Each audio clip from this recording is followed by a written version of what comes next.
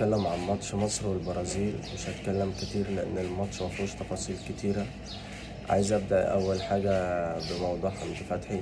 مش واكل معاه إن هو مساك ولازم تلعب بمنعم ولازم تلعب جنبه بحسام عبد المجيد أو رامي ربيعة. أنت بس عنفهم كده وخلوهم يقاتلوا زي ياسر إبراهيم، لأن ياسر مش هيقدر يديلك كورته ضعيفة، غير إن هو مندفع، غير إن هو أوقات كتيرة بيسرح. بفضل انك تلعب بحسام عبد المجيد او رامي ربيعة وعبد المنعم برضو اديله الحمية ودخله في المود وخليه يلعب بقتالية كده.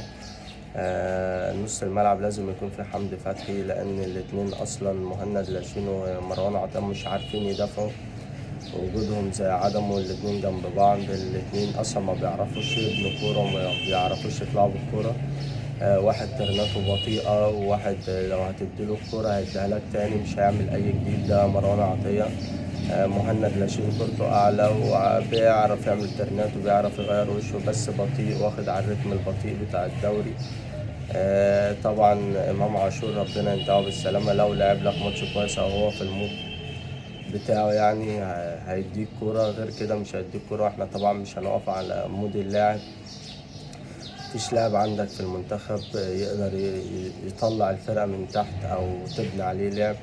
عشان كده قلنا 100 مرة المنتخب لازم يلعب على التحولات، مش هيقدر إن هو يبني لعب.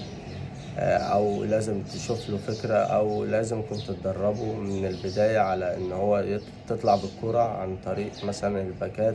ومش هتطلع على نص الملعب. الأجنحة بتاعتك دلوقتي برضو مش قوية. محمود حسن تريزيجيه أنا مش عارف ماله، مستواه سيء جدا وبطيء جدا.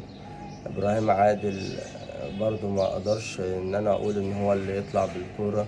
الناحية التانية هيثم حسن تقدر تطلع عليه، كورته كويسة وبيعرف يستلم تحت ضغط، بس برضو محتاج مساندة في نص الملعب. وما بتيجي تسند لنص الملعب الكرة ما بتطلعش لقدام، بترجع تاني لورا.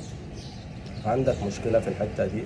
فهنبدأ نقول برضو مصر مش هتقدر ان هي تبدأ لعب من تحت، غير لما اللعبة تكون في المود بتاعها، او انت حفظتهم حاجة يعملوها في الملعب. موضوع مصطفى محمد هيأثر عليك، لان انت هتحتاج انك تلعب بمرموش وصلاح أجنحة، او مرموش وهيثم حسن وصلاح 10. كان لازم يبقى عندك مهاجم قوي وعنده خبرة تسند عليه.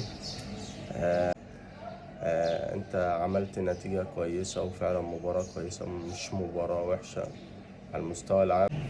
بالتوفيق للمنتخب المصري، وبإذن الله نقدر نعمل حاجة في كأس العالم. ونقدر على فكرة عندنا لعيبة كويسة تقدر تعديك من المجموعة. مجموعة سهلة مش مجموعة صعبة. وخير إن شاء الله.